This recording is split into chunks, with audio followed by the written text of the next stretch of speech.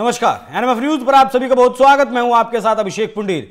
क्या बीजेपी महाराष्ट्र के चुनाव को मनी पावर से और मसल पावर से बदल देना चाहती है? ऐसे आरोप लगाए जा रहे हैं कांग्रेस पार्टी की तरफ से, मल्लिकार्जुन खड़गे की तरफ से, क्योंकि आज बैठे बिठाए विपक्ष को एक मुद्दा मिल गया। महाराष्ट्र के नालासोपारा में बीजेपी के राष्ट्रीय महासचिव विनोद तावड़े के पास से ऐसा दावा किया जा रहा है कि 5 करोड़ रुपए मिले हैं। हालांकि जैसे ही खबर आई उसके बाद जांच आगे बढ़ी तो पता चला कि होटल से 9,52,000 बरामद हुए और विनोद तावड़े के पास से 1 रुपया भी बरामद नहीं हुआ है। हालांकि इस मामले में 3 एफआईआर चुनाव आयोग की तरफ से दर्ज करवा दी गई हैं और मामले की पूरी कुंडली क्या कुछ है, क्या वाकई में विनोद तावड़े पैसों के दम पर नालासोपारा का चुनाव बदलने के लिए वहां पहुंचे थे, उसी बात को जानने के लिए मेरे साथ मौजूद हैं बीजेपी के नेता मृत्युंजय शर्मा। बहुत बहुत स्वागत सर आपका।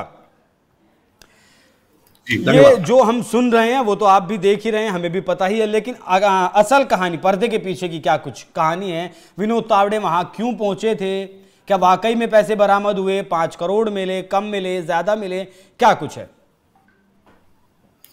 अभिषेक जी, मैं भी वही वीडियो देख रहा हूं जिसको आप रेफर कर रहे हैं और मैंने जितनी भी जानकारी अभी तक इकट्ठा की है वो ये है कि विनोद तावड़े जी उस होटल में बैठते हैं, वहां पे नालासोपारा के जो कैंडिडेट हैं उनके साथ चर्चा कर रहे होते हैं अगले दिन के चुनाव को लेकर। वहां पे महाविकास आघाड़ी के कुछ कार्यकर्ता पहुंचते हैं और उसके बाद ये वीडियो बनता है जिसमें काफी हल्ला हंगामा दिख रहा है। कुछ लोगों के हाथ में नोटे हैं और कहा जा रहा है कि उन्होंने पैसा बांटा है। अगर आप हिंदुस्तान टाइम्स का जो रिपोर्ट बहुजन विकास आघाड़ी के कार्यकर्ता थे, ठीक है, बहुजन विकास आघाड़ी के कार्यकर्ता थे। इसके बाद उनके गाड़ी की भी जांच की जाती है, गाड़ी में से 1 भी रुपए नहीं निकलते। इसके बाद उनका आधिकारिक बयान भी आता है, वो कहीं भागते नहीं, आधिकारिक बयान आता है, वो एक्सप्लेन करते हैं पूरी सिचुएशन को, क्यों गए थे उस होटल में, किससे बात कर रहे थे, क्या कर रहे थे। और इसके बाद भी, इतना कुछ होने के बाद भी वो कहते हैं कि फिर भी मैं ये नहीं कहता हूं कि आप मेरी बातों को सच मान लें। मैं 40 वर्षों से पब्लिक लाइफ में हूं, आप पूरे ड्यू प्रोसेस के साथ जाए, कार्रवाई करें और अगर कोई भी आपको सबूत मिले तो आप यथासंभव आप आगे बढ़े। मेरे ख्याल से किसी भी नेता के लिए, किसी भी पार्टी के लिए ये बहुत बड़ा एक स्ट्रॉन्ग पॉइंट होता है, जहां हम असल संविधान में, प्रोसेस में, इलेक्शन कमीशन में, बॉडीज में विश्वास रखते हैं। तो पूरे इसके दौरान, अपार्ट फ्रॉम जो वीडियो है जिसमें हल्ला हंगामा हो रहा है, उसके अलावा एक भी एविडेंस अभी तक कहीं से भी नहीं आया था। आपको भी पता है इलेक्शन कमीशन का एक ड्यू प्रोसेस होता है। इलेक्शन के समय पूरे स्टेट की मशीनरी इलेक्शन कमीशन के हाथ में चल जाती है, स्टेट गवर्नमेंट के हाथ में कुछ भी नहीं रहता है। ऐसे किसी भी प्राप्ति पे उनका प्रोसेस होता है, वो चार्जेस फ्रेम करते हैं, वो एफिडेविट दाखिल करते हैं। अभी सिर्फ एफआईआर हुआ है, कुछ भी प्रूफ नहीं हुआ है, ना कोई एविडेंस आया है सामने। तो मेरे ख्याल से अभी कुछ भी बोलना इस पे बहुत निराधार होगा। बिल्कुल आपने बीजेपी ने बैठे बिठाए विपक्ष को मुद्दा दे दिया है, नहीं दे दिया? क्योंकि आरोप तो लगाएंगे। राहुल गांधी ने भी आरोप लगा दिया कि सेफ में ये किसका पैसा था, 5 करोड़ रुपए सेफ कहां से आई। मल्लिकार्जुन खड़गे ने भी कह दिया कि मसल पावर से, मनी पावर से आप चुनाव बदलना चाहते हैं। उद्धव ठाकरे ने भी कह दिया कि मेरा बैग तो खाली था, ये पैसा कहां से आया। तो चुनाव से ठीक 24 घंटे पहले, या फिर कहूं कि उससे भी कम वक्त पहले, ये जो आरोप लगा है, क्या इसका डैमेज बीजेपी को महाराष्ट्र में हो सकता है? नहीं, बिल्कुल अभिषेक जी, फिर से देखिए, अप्रोच में बहुत अंतर है। विनोद तावड़े जी के ऊपर जो भी इल्जाम लगाए गए, उन्होंने कोऑपरेट किया, सब जांच होने दी, अपने होटल, गाड़ी, सब कुछ जांच होने दी। उनके पास से 1 भी रुपए बरामद नहीं हुए। उसके बाद वो सामने आए, उन्होंने फिर भी बोला कि मैं प्रोसेस फॉलो करने को तैयार हूं। दूसरे पक्ष में आप देखेंगे क्या हुआ है, जिनके भी बैंक जांच हुआ, अभी आप नाम ले रहे थे उद्धव ठाकरे का, राहुल गांधी जी का, उनके जब बैग चेक होते हैं तो इस प्रकार का हंगामा मचाते हैं जैसे कितना इलीगल काम हो गया, जैसे वो कहीं के राजा है और बैग चेक करना किसी का अधिकार नहीं है। ऑन दी अदर हैंड आप देखेंगे वहीं पे देश के गृह मंत्री का हेलीकॉप्टर चेक होता है, अमित शाह जी का चेक होता है, जो सीएम है वहां के एकनाथ शिंदे जी का चेक होता है, देवेंद्र फडणवीस जी का चेक होता है। और ये सब उस चेकिंग के बाद बड़े प्यार से आप देखेंगे उनके जो कमेंट्स आते हैं वो लिखते हैं कि ये तो प्रोसेस है, हर किसी का अधिकार है इलेक्शन कमीशन का और उन्हें बिल्कुल करना चाहिए और हमेशा प्रोसेस में विश्वास है। तो ये दोनों जो डिफरेंस है ना, एकदम स्टार्क डिफरेंस आपको दिखेगा। एक वो जो सिर्फ कहेंगे कि हम संविधान बचाते हैं, लेकिन उसके तहत आने वाले जितने भी प्रोसेस या बॉडीज है उस पर विश्वास कभी नहीं दिखाएंगे। और दूसरा पक्ष जो असल में संविधान में विश्वास हम दिखाते हैं, प्रोसेस में विश्वास दिखाते हैं, इलेक्शन कमीशन जैसी बॉडी में विश्वास दिखाते हैं। और अभी भी विनोद तावड़े जी यही कह रहे हैं अपने बयान में कि जो भी एकदम सामने, आप बताइए ना, अगर कुछ भी गलत है तो मैं सामने हूं और एकदम ड्यू प्रोसेस। संजय राउत का कहना है कि बीजेपी वाले ही खुद फंसा रहे हैं विनोद तावड़े को। देखिए, संजय राउत जैसे उनके जैसे व्यक्ति के बयानों का जवाब देना मेरे ख्याल से शायद कोई भी नहीं देना चाहेगा। मैं भी उन्हें दूध भात, हमारे तरफ दूध भात बोलते हैं इस तरह के बयानों को, कि उनका दूध भात है, तो वो कुछ भी कहीं भी बोल सकते हैं और उनके बयानों को कोई भी सीरियसली ले लेता है, खासकर हमारी पार्टी के नेता तो बिल्कुल भी नहीं। तो मतलब ये कहना चाह रहे हैं कि विपक्ष का जो मुद्दा कैश कांड के लिए लगा था वो मुद्दा उनके हाथ से निकल गया?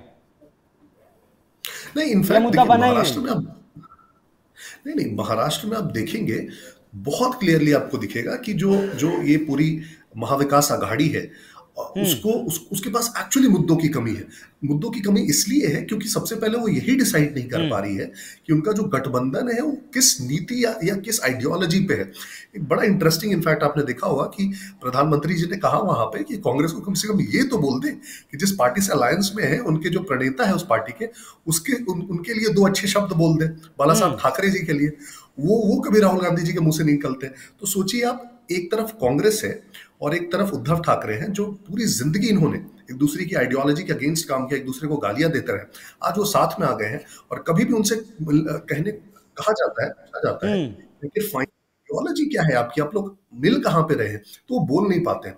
तो एक बहुत ही अपॉर्चुनिस्टिक गठबंधन जिसको बोलते हैं, सिर्फ और सिर्फ सत्ता प्राप्ति के लिए, वो गठबंधन है। तो पब्लिक भी बहुत अच्छे से देखती है कि जो ये अलायंस है इसमें कोई कॉन्ग्रुएंसी नहीं है। तीन ऐसी पार्टियां साथ में आ गई हैं जो जब बस किसी भी प्रकार से जो एग्जिस्टिंग गवर्नमेंट है वहां से हटाना चाहती है। तो पब्लिक भी इसको समझती है और इस प्रकार के मुद्दों को पब्लिक बहुत अच्छे से जानती है। मैं ऐसे 10 एग्जांपल्स आपको दे दूंगा। मैं भी झारखंड में हूं और यहाँ पे ऐसे 10 आपको वीडियोस या एग्जांपल्स दिखा दूंगा जहां पे नेताओं को, लुइस मरांडी है यहाँ से जेएमएम के उम्मीदवार, यहाँ से अनूप सिंह है कांग्रेस के उम्मीदवार, पैसे बांटते हुए उनका वीडियोज है, उनको लोगों को भगाते हुए वीडियोज है।